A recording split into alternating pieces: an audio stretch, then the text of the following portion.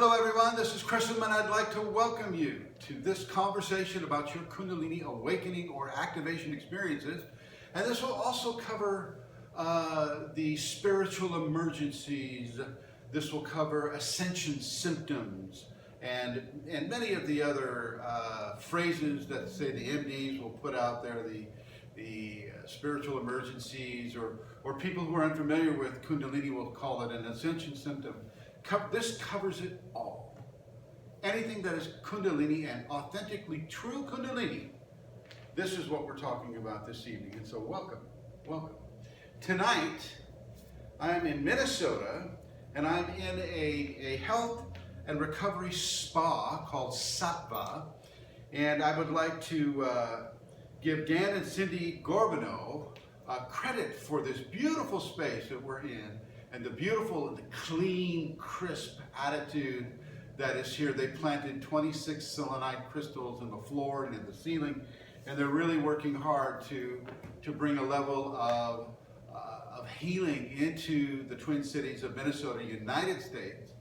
And anybody in the Twin Cities of Minneapolis or St. Paul, I strongly recommend that you come in here and partake of the beautiful energy and the vitamins and the multi-practice that they have here for your benefit. So, and as you can see behind me, they have an understanding of the chakra system, and this really is a great segue into the Kundalini, and I'm going to start that way tonight. I'm going to start with what the Kundalini does and what it is, and because my camera just died, I don't really need to worry about that. So, it's a software update. I'm not going to do that. What? God, no.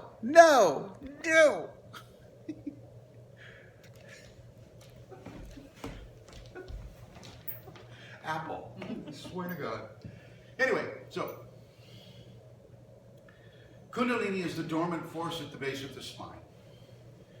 It resides in the base of the spine for the lifetime of an individual if that person is not going to activate their Kundalini. If the person does activate their Kundalini, well, then it's going to follow a very specific route up the spine. And you may hear some traffic noise over here, so that's just what it is, traffic noise. As it follows the spinal column, which houses the spinal cord, which houses the Cittrini channel. The Cittrini channel is the channel that is a very, very, very thin channel that goes from the tip of the tailbone up through the spine and branches out at the top of the seventh chakra, the crown chakra, the top of the head, the fontanelle. And this is the freeway of the Kundalini. This is where it will move itself up, it will move itself down, very much like a mercury line on a thermometer. It'll move up, it'll move down, it'll move up, it'll move down. And as it moves up and down in these various functions, it's corresponding with specific levels of evolutionary behaviors by the individual. Evolutionary behaviors such as a spiritual practice.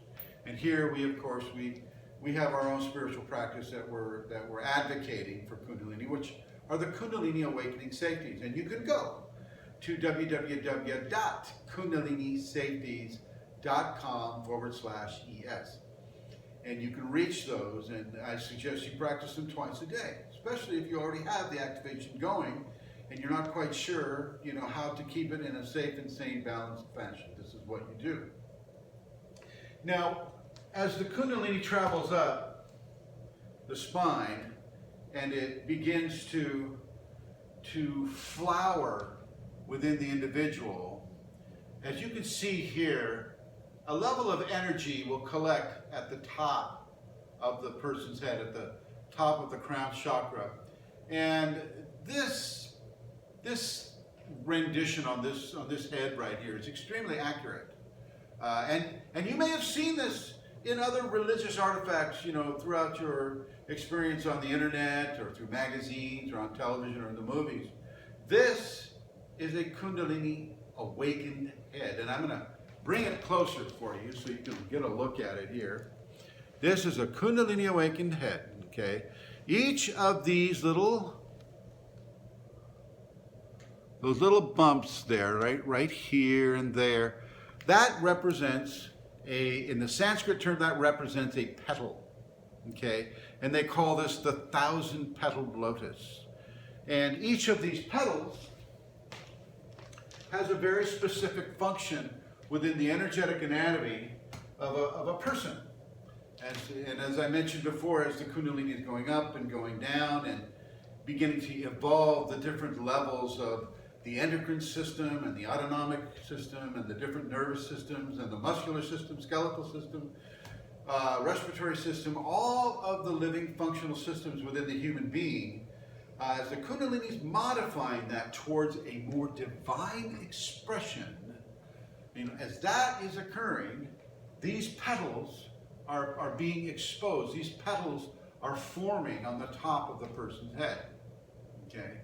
Now you may not see my cone. You may, because it's not gonna, because it's of an energetic quality. A person that can see energy could possibly see my cone, but it very much corresponds with the outlines on this head. Give you a look at the back there. Very much following a hairline. If you still have hair, and even if you don't have the hair, it will follow the hairline here. See, so I don't have hair right here, but you can still feel it going straight across, around the ears, down, and possibly down along the sideburn area too. And this is corresponding with the golden helmet, which I've done another video all about the golden helmet. And this corresponds directly with that. The golden helmet is the stimulation of the crown chakra. At the beginning of the activation, a person will feel like they're wearing a hat all the time, okay? And or you feel like you have a bowl over your head. That's one of the other signs and symptoms of the golden helmet within the Kundalini context. So this is what happens at the beginning of the activation stage. As the awakening comes through and as the activation is formed and formulated towards greater advancement of the energetic anatomy, well then that's when a huge level of energy will develop at the tailbone and will come up in a rapid succession, a spinal sweep coming straight up, out the top of the head and coming around, okay? And many people talk about this. They read about it in different New Age magazines or things like that, but it's very different to experience it. To experience this is to literally step into the divine presence and to have that divine presence step into you. And it's here, it hits you here in the heart, hits you here in the sixth chakra, the third eye, and it hits you here on the top of the crown. And it's very, very, very beautiful, very, very blissful, very pleasing, pleasurable, amazing, exciting. Use what term that you need in the language that you speak, but whatever words you use will not come even close to the actual reality of how it is.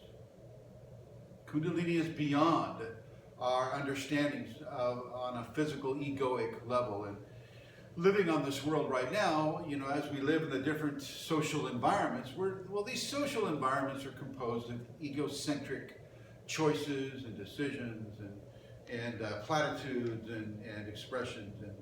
And so, when you're coming from a society based upon ego and coming into an experience of the magnitude of Kundalini, well, there's a bit of a contrast going on there.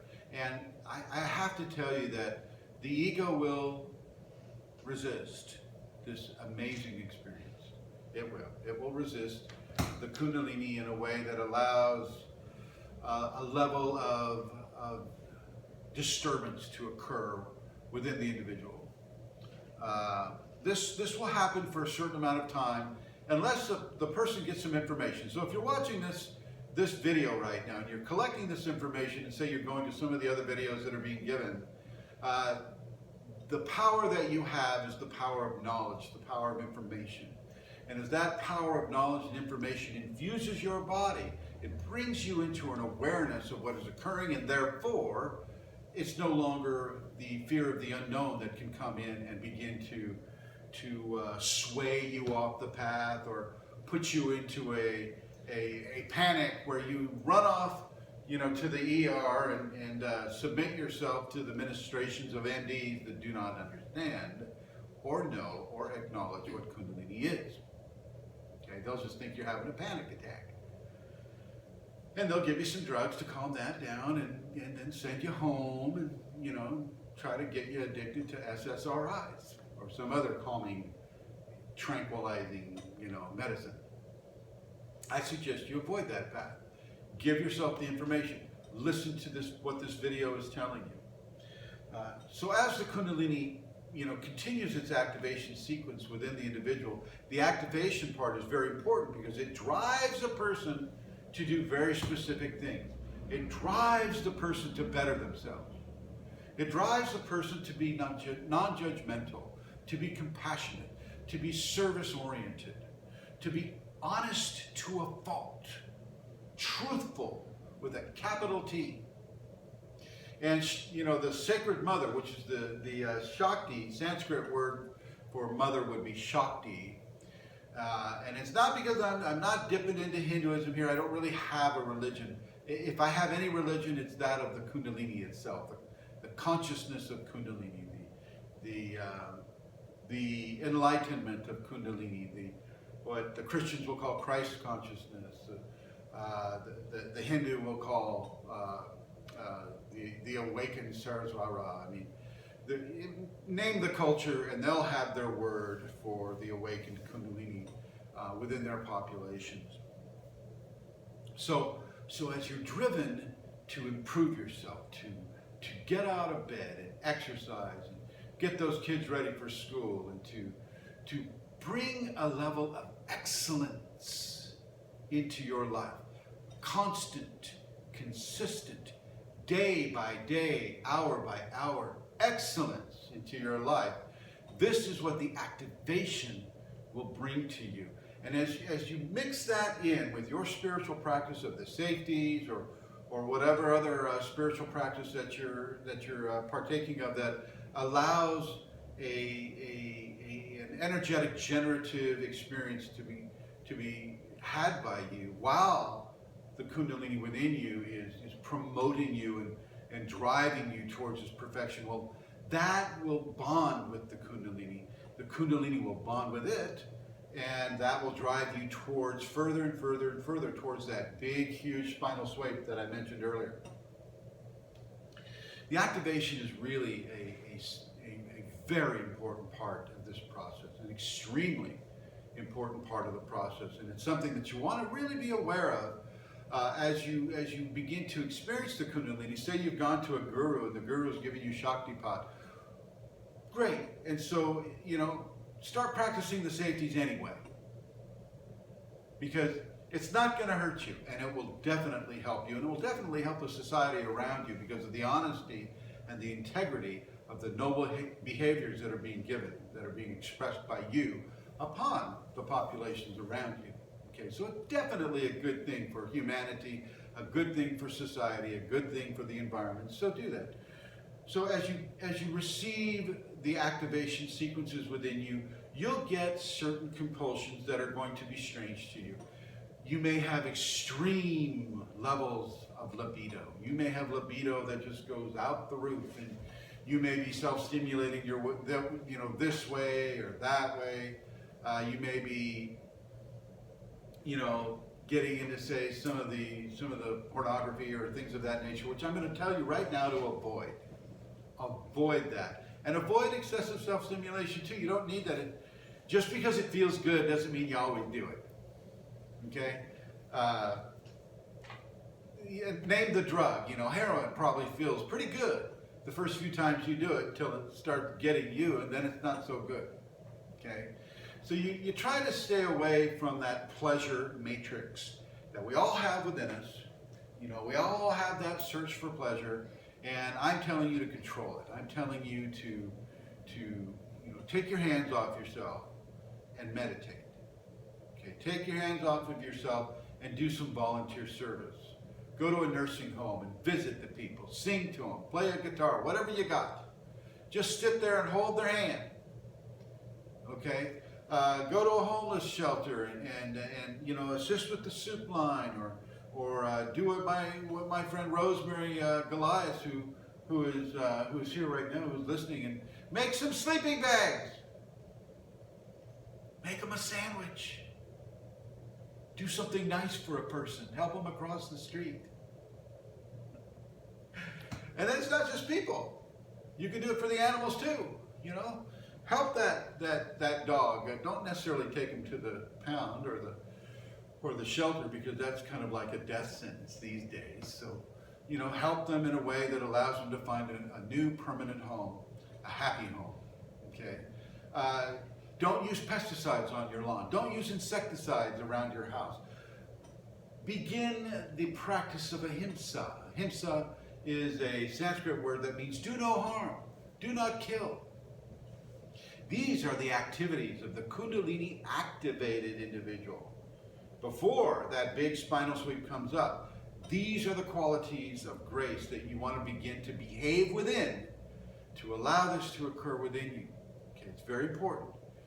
A lot of people, you know, I get on the internet and I see this and that, and a lot of folks will think, oh, well, he's just activated. He's not really awakened. In the United States right now, I would rather have more activated people. The awakening is going to occur in its own timeline, but the activation is what can really turn the society around. Caring about each other, having compassion about each other, giving volunteerism for each other, for this world, for this environment. This really makes a huge difference. And within your energetic anatomy, it makes a very big difference for you, because you're bringing in aspects of love. The noble behaviors are all based on kindness, consideration, and reflections of love from you into the environment, your social environment, the ecology, the environments that surround you, and most importantly, your inner environment. As that level of love is practiced and dispensed by you consciously, on purpose, into the populations, that begins to stimulate the Kundalini in a greater way. It will rise further up the spine. You may begin to have a heart activation. Certain chakras may begin to open up and then close, and then open up and then close, and then open up and stay open for a while. And you can feel this happening within you. And it gives, you know, definitely gives you different sensations. You may start having kriyas. You may start having the shaky kriyas here. You know, some of you have done ayahuasca, the jungle tea from the Amazon jungle. You know, you may have started shaking anyway, just by virtue of that experience, that experience of liquid Shakti running through your veins and beginning to merge and sculpt and change your energetic anatomy, you know, also based upon your spiritual practice of the safeties. Okay, so there are different ways to do this, but the best way really is to begin a practice of the noble behaviors, to go out of your way. Once again, this is an action of the Kundalini activated individual, the activation that is pushing a person towards levels of love, expressed love upon anyone. Doesn't have to be a family member. Family members are easy. You already love the family member. You already, maybe you don't. Maybe there's some forgiveness that needs to happen there. You know, I was talking with some people earlier today, and it's like, yeah, there's always a couple of people in the family that's not, you know, maybe not going to fit so well with you, and so it gives you a great opportunity for forgiveness, and that too is an action of love. And so as you fill your space within with love, express love, and fill your space outside of you with expressed love, pretty much you have an inside-outside environment of love. And this is when the spinal sweep will begin to activate. Okay. This is when that begins to occur. This awakening is what gives you this Kundalini formation on top of your head. And you may often feel like somebody's dancing on your head. You know, it's like someone's walking around there. It's like, oh, you know, kicking the tires. What's going on here? You know, and you'll feel that. And you'll kind of go, I swear to God, there's a bug in my hair. I got a bug. I have a bug in my hair. What is that? What's going on? You know, and you'll be looking around your hairs and going in the mirror going, where's the bug? You know, but it's not a bug. Actually, it's a fairly common experience, a very common phenomenon. Some of the ancients would call it the head dancer. And if you look at some of the Hindu iconography or statues, you know, they'll show a little person with legs dancing around on the top of your head. And that's an indication of Kundalini awakening or activation, because towards the end of the activation, right before the awakening, the head dancer will come. It will come. And it will come off and on. It doesn't have to be there all the time. So these are some of the expressions and the workings of what Kundalini does to an individual. You must reach out during the activation. This video is really about the activation and how that can not only serve you within your Kundalini awakening system, but also serve your environments around you, serve your kids. I mean, look at the possibilities here, really. Look at the possibilities.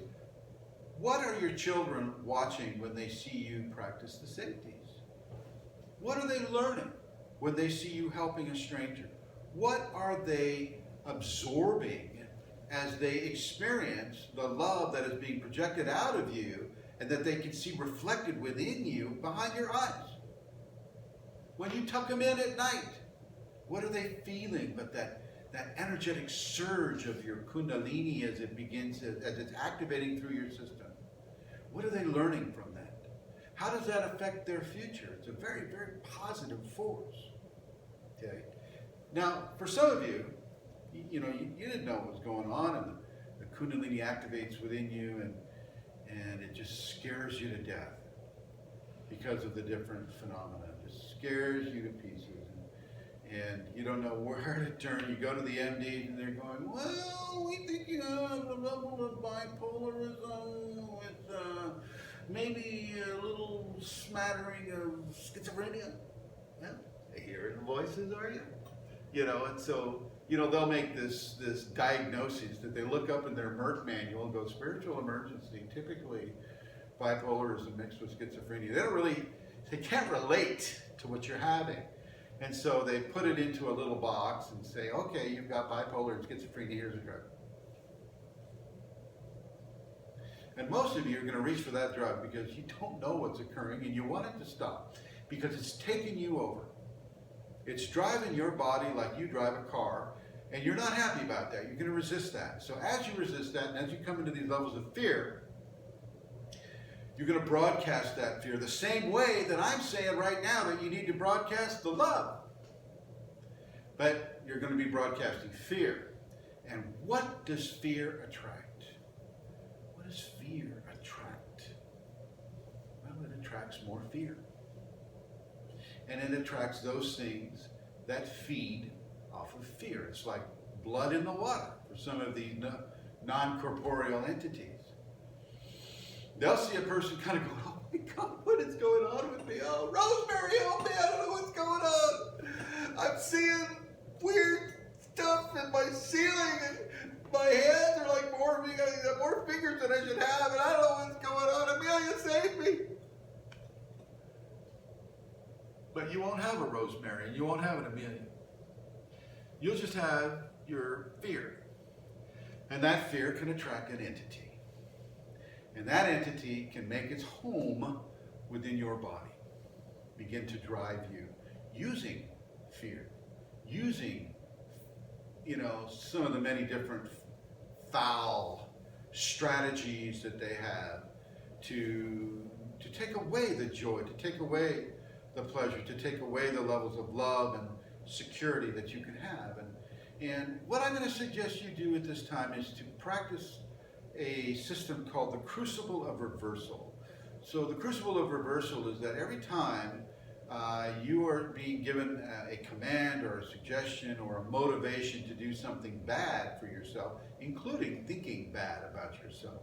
You turn it right around and you replace it with something good, with something healthy, with something wholesome, with something that makes you smile. And you do that over and over and over, and I promise you, you will sour the milk. You will sour that taste of fear, because really, as you do it over and over, you're consistent with that practice. And it will begin to maybe look for another victim, maybe look for another host. Now, it's not a guarantee for all, okay? But it is fairly successful. Amelia, would you agree with that? Yeah, it's fairly successful. And I've seen it happen over and over and over with other people too. This is why I'm suggesting it to you right now. And I'm surrounded with Amelia and Joey and Dominique and Katie and Rosemary. Did I already say you? I said Amelia. Huh? Sorry, my bad. Anyway, this can also happen to you, but as you can understand, there's a way out. There's a way out of fear. And the fear is to practice love, is to practice the safeties, is to practice forgiveness, is to practice, giving selfless service for others. These are the ways that, you always go back to love. Love is the key. Love is the source. Okay?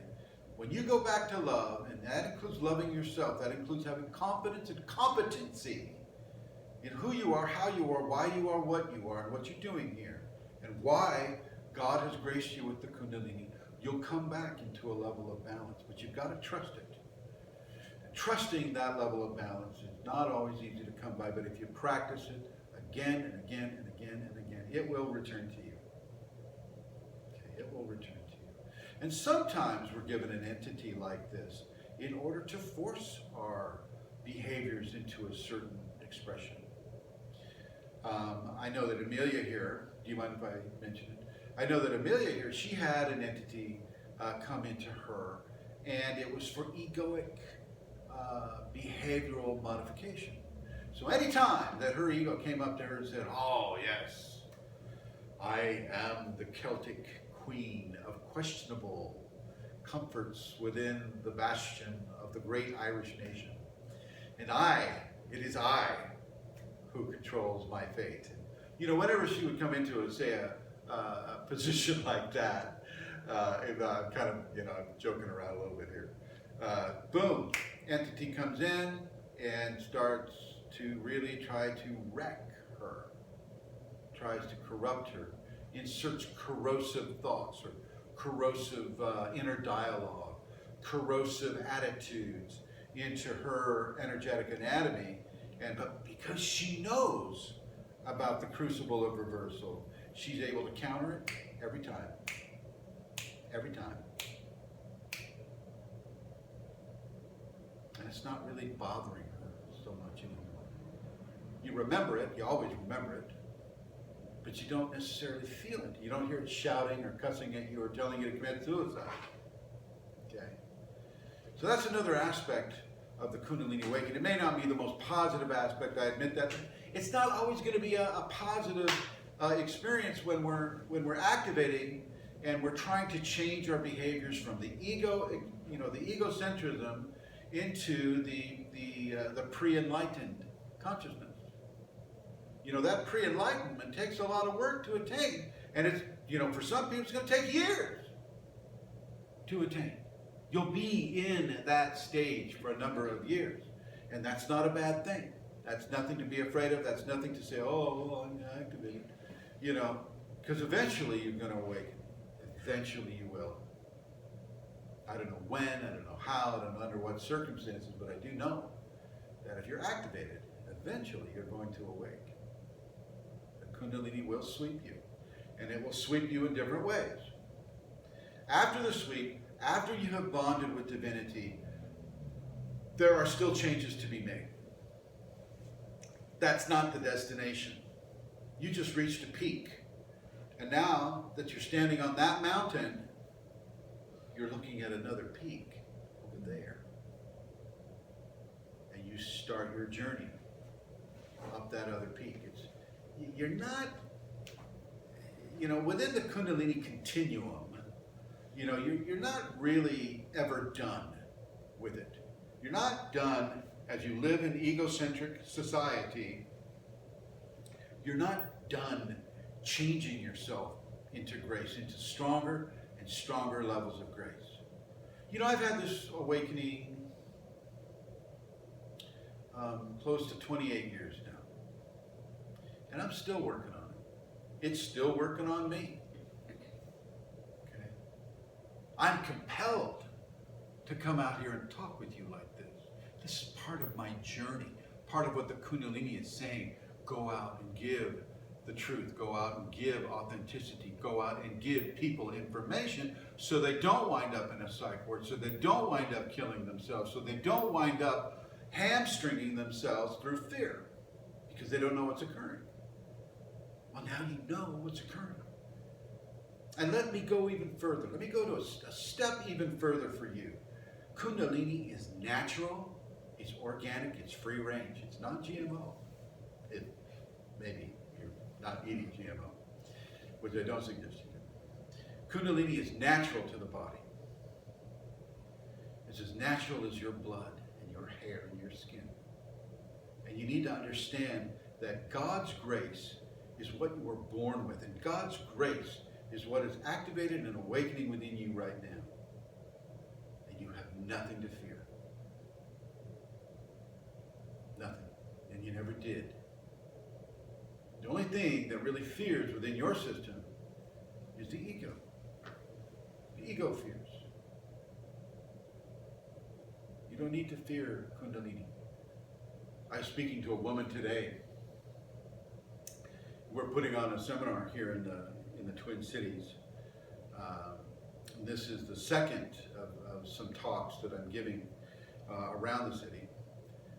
And she says, well, I live in Manhattan, and for a while there, they were having a lot of people come over and, awaken the Kundalini, and so many people were having a problem with it. Well, I really wonder if it's something that I want to do, because, so many people were having a problem with it. The only reason they were having a problem with it is the people that they were going to learn about it were not giving them honest, authentic structure and information about what is occurring. And maybe, just maybe, some of them were coming into the Kundalini searching for power and, competition and, wanting to have an edge on society, know what that stock market is going to do, know who's getting the raise in the office, that type of thing. And these are just egocentric expressions, and the Kundalini will not typically allow you to understand what is going on in those areas. It just won't. It's not of a divine expression. It may give you some information about your office worker, who's having some problems, whatnot, who might respond to a positive healing, or what's going on in the office, how you need to be aware in order to continue to make your livelihood. It might help you there. But it's not going to let you know what the cards are under the dealer's deck if you're a gambling person. You're not going to get to know these things because you've got to play it straight. You've got to play it honest, with integrity. Okay? Kundalini is more about integrity than it is about giving you an edge on the competition. Very important for you to remember that. Okay? So right now, this very moment, as I sit under the heart chakra and the throat chakra, speaking to you, communicating to you about love and the various aspects of love that the Kundalini activation and awakening gives to you. The joys, the bliss, the ecstasy. They're all real. They're all real. You need to understand that too. It's not a figment of your imagination. So much you're going to want to think, oh God, I'm just having this really weird imaginative spike. Oh my gosh, how do I deal with that? It's I'm just an overactive imagination. It's not your imagination. Within the Kundalini continuum, there is no such thing as just my imagination. There's your mental mind, your mental body, your physical body, your emotional body, your psychological body, your ego, and your spiritual body. These are the bodies that you have. You didn't hear me mention imagination anywhere. Imagination is kind of a creation, a linguistic creation within the English and other languages that allow a person to not have to respond to the intuitive impulses that are coming through them, but to allow a denigration of the experience of the fantastic. Not all cultures do that. The shamanic cultures don't do this. The Native American cultures don't do this. But a lot of the cultures on this world do that, and they do that as a method of helping a child get over their nightmare. Oh, honey, it was just an imagination, just a dream, honey. Go back to sleep. It's not real. Well, yeah, it is real. If you're experiencing it, it's real. Okay. And so within the Kundalini understanding, there is no such thing as imagination. So these phenomena that you're having, you're feeling your bed bouncing, your feet, your table's lifting, or some para phenomena is happening to you. Some fantastic things are happening to you. Birds are landing on you. Bees are landing on you. You don't know why. You keep swatting them off. They don't sting you. These are real things, not your imagination. And the things that I'm telling you right now are not your imagination. You're being drawn to listen to this video, to watch this video maybe more than once, so that you can begin to understand the cascades of energy that will be pouring down you and up you at the same time. Okay. Now you can go to my website, KundaliniAwakeningSystems1.com, and you can read some more material there that I have.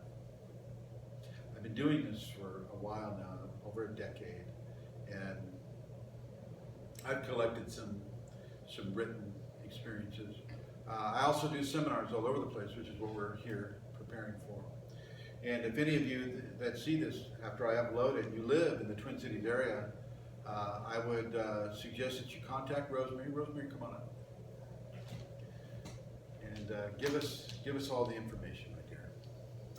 Yes, this seminar coming now is this coming weekend, if you're listening, and the 28th and 29th of October, and it is down in Mankato. We have a lot of interest in Mankato, and the American Hotel and Conference, and it's in Mankato there. My information is Rosemary G at usinternet.com. Phone number 651-329-9615. And we have a welcoming heart for anyone who wants to join us. We have, those of us who have been working on this are filled with joy to be of service and to be able to join Chrism in his interest in others have this information and recognize it in themselves and be blessed by this powerful experience of God within us. Thank you. Thank you. And I'd like to thank you, gentle audience, for watching this and taking whatever grace and goodness that you can have at this point, taking from that and applying that to your personal situation. I said earlier that I don't follow any religion, and I don't follow any specific technique except perhaps the safety protocols. I follow the Kundalini and what she gives for me to do. And I've been streaming Kundalini this whole time in this video. Check it out, feel the information, feel whether it's authentic for you. If it is, great, practice it. If it isn't, then just ignore it. But I want to thank you for your attention. And I wish for you the most blessed, beautiful, joyful, ecstatic journey that you can possibly have where you are right now. Thanks for watching.